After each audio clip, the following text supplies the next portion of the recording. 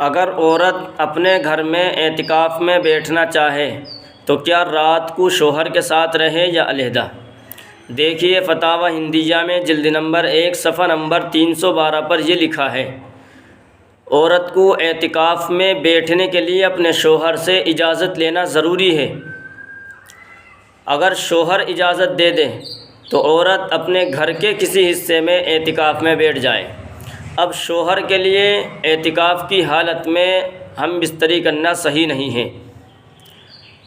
اعتکاف کی حالت میں ہم بستری کرنا، بوس و کنار کرنا یا بدن ملانا یا شہوت سے چھونا وغیرہ یہ قرآن کے حکم کے مطابق حرام ہیں۔